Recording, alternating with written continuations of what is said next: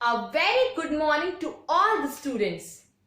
I hope you all are fine and fit. Students, let's start our today's SST class with the thought of the day. Today's thought is, practice makes a man perfect. I repeat again, practice makes a man perfect. Now students, let's start our today's class. So, take out your history book, chapter number 7, Ashoka, the emperor who gave up war. So students, today we have to do the key terms and value-based question answers. So take out your history book and notebooks, write down today's date, chapter number and chapter name, and write down the heading key terms. Now, we will do the key terms and value-based question answers through the PPT. So, students, let's start with the key terms. First, empire. A group of nations or peoples ruled over by an emperor, empress, or other powerful sovereign or government. So, an empire is a group of nations or people ruled over by an emperor, empress or other powerful sovereign or government. Second, capital. The most important city or town of a country or region. Usually its seat of government and administrative center. So, the capital is the most important city or town of a country or region and its seat of government and administrative center. Third is province. A country or region brought under the control of the ancient government. So, a province is a country or region brought under the control of the ancient Roman government. So, in province we are talking about the Roman government. Now next. Fourth, Dhamma. Dhamma is a set of edicts that formed a policy of the Mauryan Emperor Ashoka. So, a Dhamma is a set of edicts that formed a policy of the Mauryan Emperor Ashoka. And remember, I have explained you that a Dhamma is a Prakrit word which means dharma. Fifth is messenger. A person who carries a message or goes on an errand for another. So, a messenger is a person who carries a message or goes on an errand for another.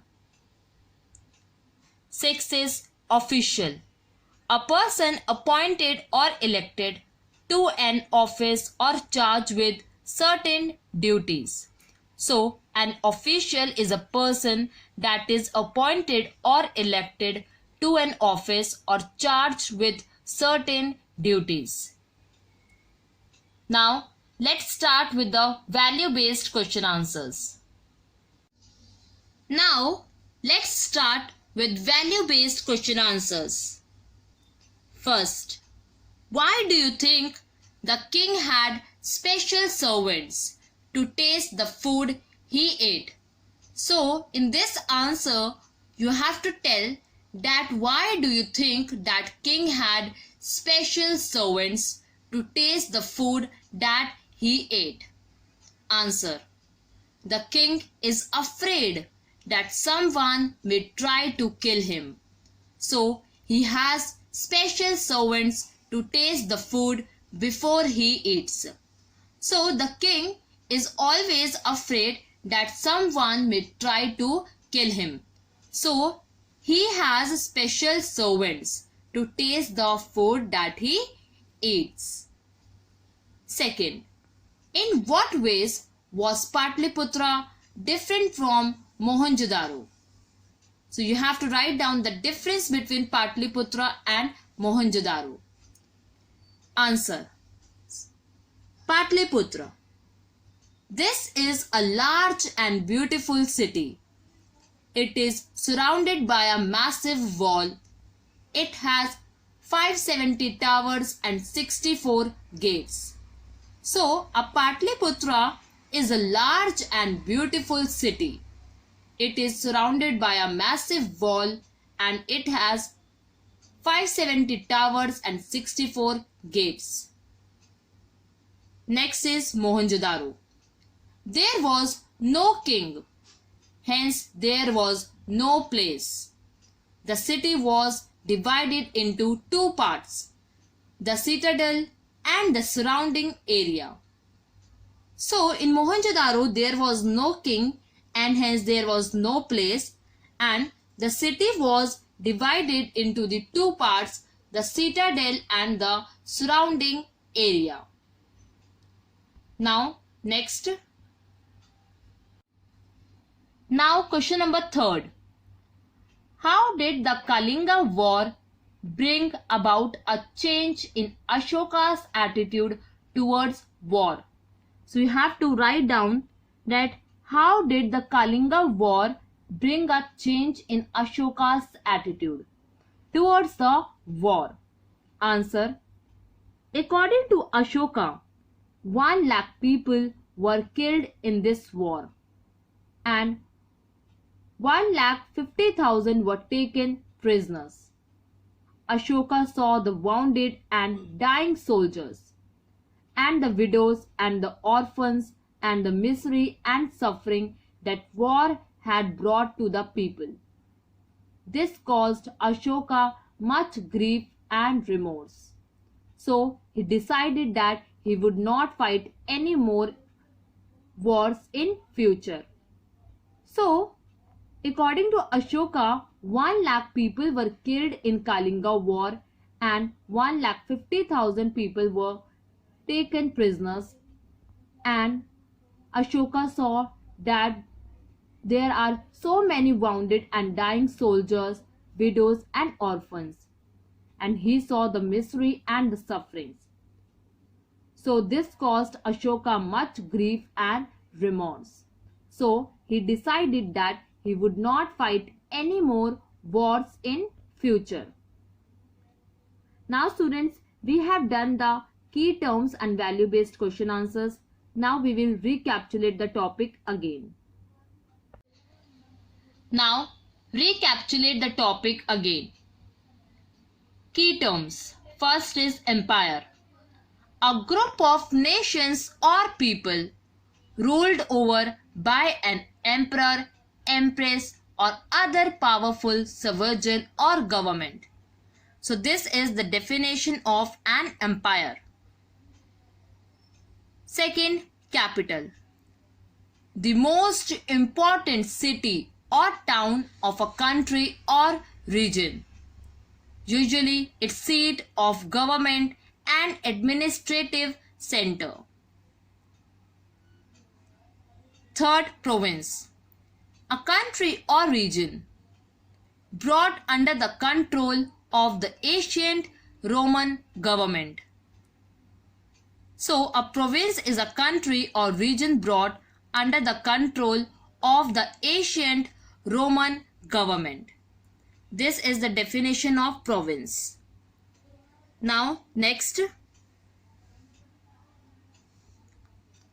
Fourth, Dhamma. Dhamma is a set of edicts that formed a policy of the Mauryan Emperor Ashoka. So, as I have explained you that Dhamma is a Prakrit word which means Dharma. Fifth is messenger. A person who carries a message or goes on an errand for another. So, a messenger is a person who carries a message or goes on an errand for another. Sixth, official. A person appointed or elected to an office or charged with certain duties. So, an official is a person that is appointed or elected to an office or charged with certain duties. Next, now let's recapitulate the value-based question answers. First, why do you think the king had special servants to taste the food he ate? Answer: the king is afraid that someone may try to kill him, so he has special servants to taste the food before he eats. So the king is always afraid that someone may try to kill him, so he has special servants to taste the food before he eats. Second, in what ways was Patliputra different from Mohenjo-daro? Answer: Patliputra, this is a large and beautiful city. It is surrounded by a massive wall. It has 570 towers and 64 gates. So a Patliputra is a very beautiful city. It is surrounded by a massive wall. It has 570 towers and 64 gates. Next is Mohenjo-daro. There was no king, hence there was no palace. The city was divided into the two parts, the citadel and the surrounding area. So in Mohenjo-daro, the city was divided into the two parts, the citadel and the surrounding area. Next. Now third, how did the Kalinga War bring about a change in Ashoka's attitude towards war? Now you have to write down that how the Kalinga War brings change in Ashoka's attitude towards the war.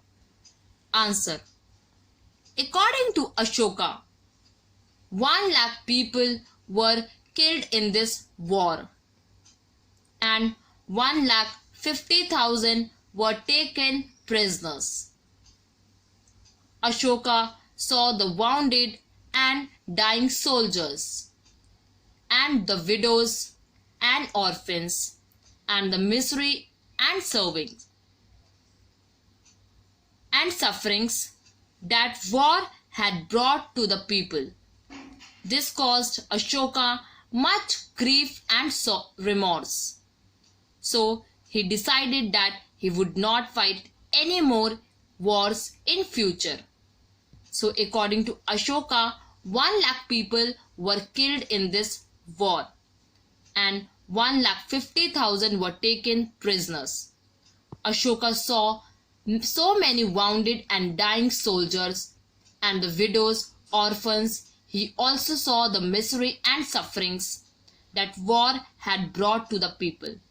So this caused Ashoka much grief and remorse. So he decided that he would not fight any more wars in future. So now students, we have done the key terms and value-based question answers. Now you will write down the homework. Now students, we have done the key terms and value-based question answers. Now write down your homework.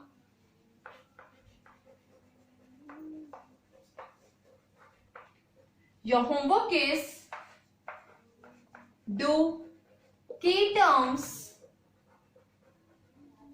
and value-based question answers in a notebook. So this is your homework. You have to do the key terms and value-based question answers in a notebook. Thank you, students.